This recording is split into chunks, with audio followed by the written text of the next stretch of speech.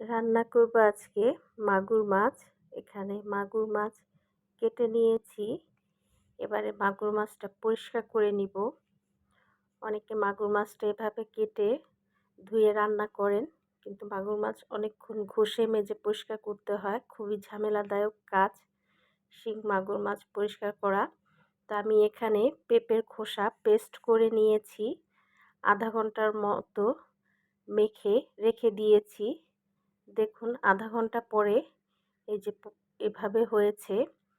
এবারে ধুয়ে নিব, আর যতটুকু ময়লা থাকবে সেটা মাজনি দিয়ে ঘষে পরিষ্কার করে নিব।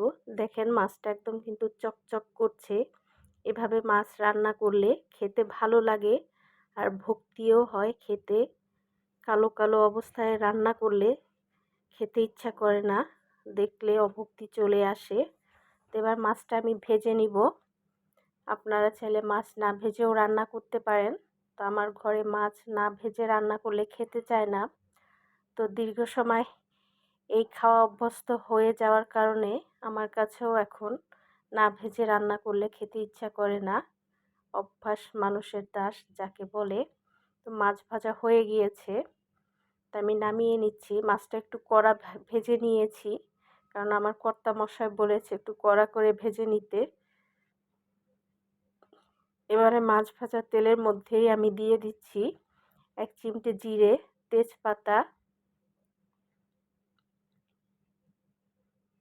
পেঁয়াজ বাটা দিয়ে দিচ্ছি,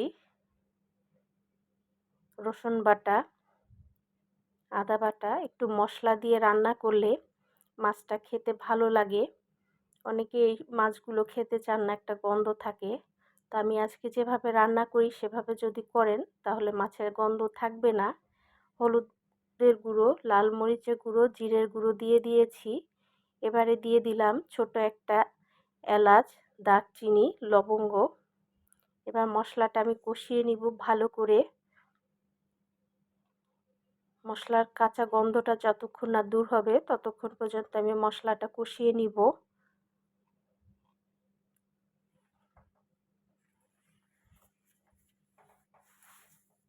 মশলাটা বারবার নেড়ে দিচ্ছি যাতে নিচে লেগে না যায়। মশলা পুড়ে গেলে কালারটা নষ্ট হয়ে যাবে, খেতেও ভালো লাগবে না। আবার একটু পানি দিয়ে মশলাটা কষিয়ে নিচ্ছি। মশলাটা একদম ভালো মতো কষানো হয়ে গেলে আবার দিয়ে দিব পানি। পানিটা একটু বেশি করে দিচ্ছি, মাছটা যাতে সিদ্ধ হয়ে যায় আর মশলাটা ঢুকে। যেহেতু মাছটা একটু কড়া করে ভেজে নিয়েছি সেজন্য একটু পানিটা বেশি দিয়ে ফুটিয়ে নিব। দিয়ে দিলাম স্বাদ মতো লবণ। পানিটা ফুটে উঠলে পরে ভেজে রাখা মাছগুলো একে একে আমি দিয়ে দিচ্ছি এর মধ্যে। এবার ঢেকে দিব। কিছুক্ষণ পরে ঢাকনা খুলে আবার একটু নেড়ে দিব